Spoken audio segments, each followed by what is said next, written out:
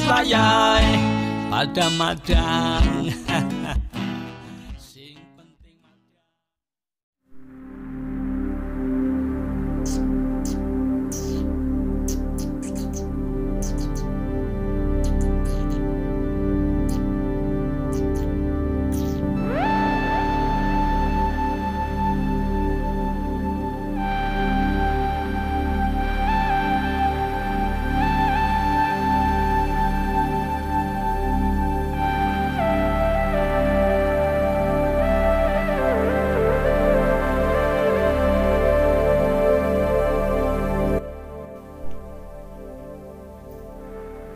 Kucing ini mungkin lelah. Seharian dia berburu tikus, namun tak satu pun ia dapatkan. Sesekali dia selalu mengeluh dan berkata dalam hati, mengapa sekarang tikus begitu sulit ditangkap? Padahal sekarang ini justru tikus semakin banyak. Pemilik yang mengontrak rumah ini nampaknya sengaja membiarkan tikus-tikus itu terus semakin banyak berkembang, beranak pinak di rumahnya. Entah kenapa dia membiarkan. Si kucing ini selalu gelisah. Sebagai kucing, otaknya tak sampai. Mengapa pemilik rumah kontrakan ini membiarkan tikus itu hidup bahkan semakin berkembang biak? Apa yang harus dilakukan? Si kucing ini pernah bertemu dengan teman-temannya. Bahkan sebagian kucing lain justru menertawakan si kucing ini. Mereka tersenyum sinis ketika dimintai bantuan untuk menangkap tikus-tikus di rumah itu. Oh, ternyata mereka telah diberi makan yang banyak sekali oleh orang-orang yang sering datang ke rumah itu. Pantesan kucing-kucing itu tidak menjadi garang dan ogah berburu tikus di rumah itu. Tamu-tamu yang datang itu selalu memberikan makanan yang enak-enak. Ayam goreng, bebek goreng, sampai daging sapi yang berbau aromanya luar biasa. Si kucing ini lelah. Sesekali dia memejamkan mata lalu tertidur di atas kursi. Ia capek. Bermain sendirian, berburu sendirian di rumah yang sudah semakin banyak tikus-tikus itu. Si kucing selalu teringat ketika orang yang akan mengontrak rumah itu memasuki pintu, dia berjanji akan memberantas tikus-tikus yang ada di rumahnya. Dia selalu berjanji akan hanguskan tikus-tikus yang ada dan mengganggu rumahnya. Tapi ternyata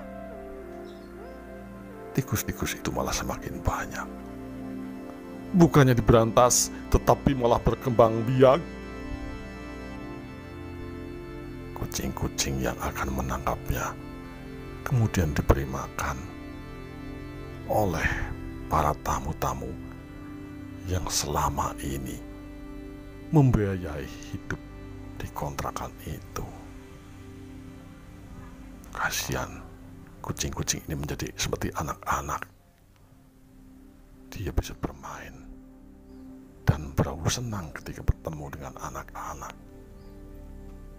Ya, anak-anak yang selalu berpikir putih, bersih, dan tidak tahu bahwa di rumah itu banyak sekali tikus-tikus.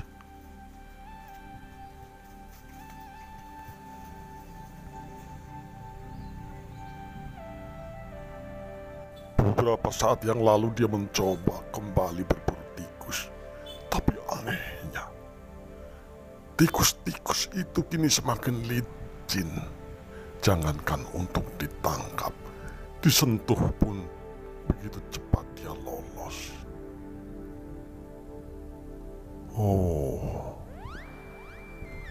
beberapa waktu lalu dia sempat mengintip. Ternyata pemilik rumah itu sengaja mengoles tubuh tikus-tikus itu dengan oli yang dibelinya dari warung sebelah. Oh, pantesan tikus-tikus itu kini sulit sekali ditangkap.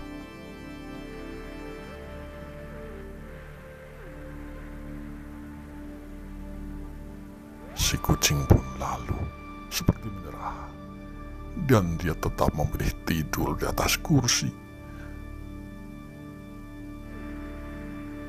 Seseorang mencoba menenangkan pikirannya supaya tetap semangat dan bangkit untuk menangkapi tikus-tikus itu. Si kucing dalam hati mengatakan, mereka tidak tahu betapa sulitnya. Banyak kepentingan tikus yang saling membutuhkan.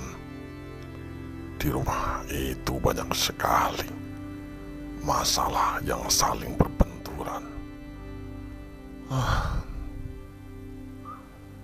Si kucing kembali mengeluh.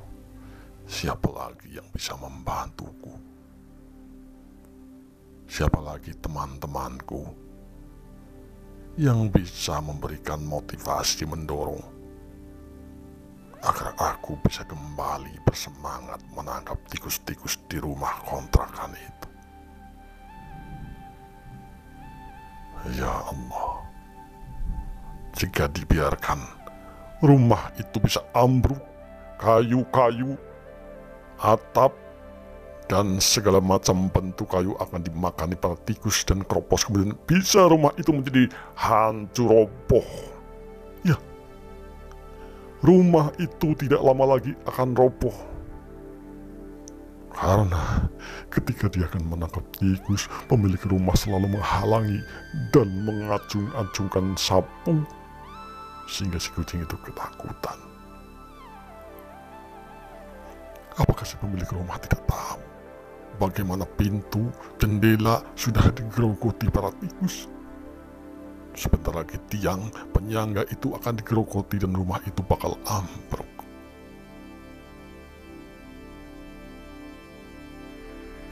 Si kucing kembali melihat sejumlah tamu. 9 orang tamu yang sering datang ke rumah itu membawa bingkisan, kardus, dan lain-lain dengan mobil mewah berjejer di halaman rumah. Entah apa yang dibawa 9 tamu itu. Tapi yang jelas setelah itu, ia selalu kesulitan menangkap tikus-tikus.